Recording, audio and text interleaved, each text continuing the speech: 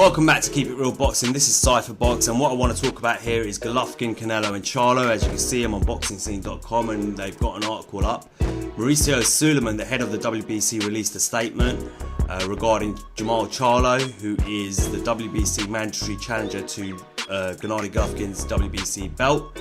And I'm just going to read out his statement and then talk about, give my opinion on this. So this is what he had to say. We are going to wait for the mandatory session that is taking place on Wednesday to see the positions of the involved party, and as always in the open meeting to make the corresponding decision. Golovkin is a boxer who went through a very long process to get to the point of what happened on September 16th. Canelo is an elite boxer and they both gave each other one of the great fights of recent years. And I'm going to go on, he goes on to say, it is clear that the rematch is something that really interests the public, and the boxers are also interested in giving the public the fights they want. We will see Wednesday as they are going to present the positions of Charlo, Triple G, and will try to bring the best resolution. There has not been a request to get an exception for the rematch, but surely Triple G's promoter Tom Loeffler will bring his position on it. Okay, so there you have it. Mauricio Suleiman says that they're going to wait till Wednesday to see what each side is actually going to say and what they want.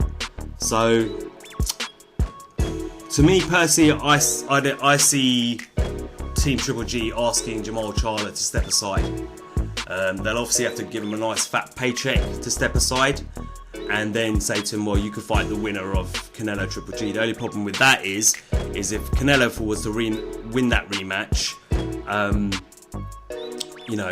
there's no guarantee that Jermall Charlo will be able to fight Canelo. And the reason I say that is because, as I've said before, Canelo has kind of disowned the WBC because of the way they behaved a year or two ago, where they made it out, or where he feels they were making it out like he was scared to fight Triple G when they were trying to push and force him to do his mandatory defense of his WBC title, the middleweight title, against Triple G at that time. You remember that whole mess that happened, and Canelo was involved in a lawsuit at the time.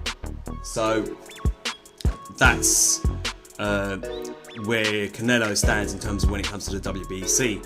Now Charlo, he's itching to get his hands on one of these two boys.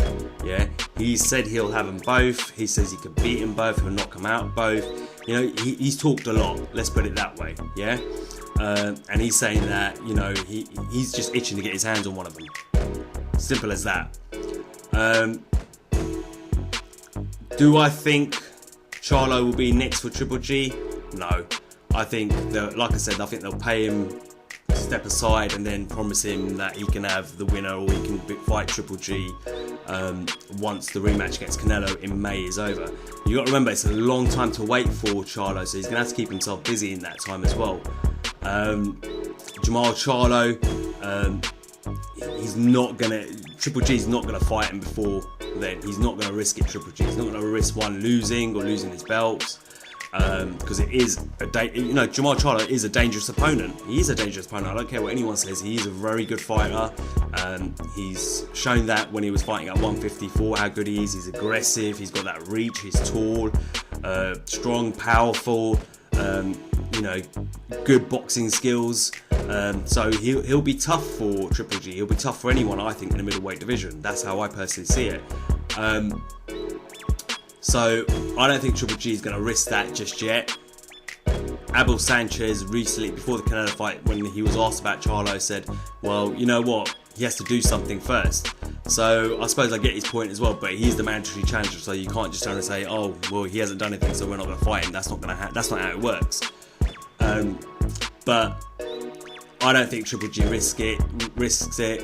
It was a tough fight against Canelo as well. I'm guessing both Canelo and Triple G are going to want to take a bit of a respite you know, recover from that and then go again in May.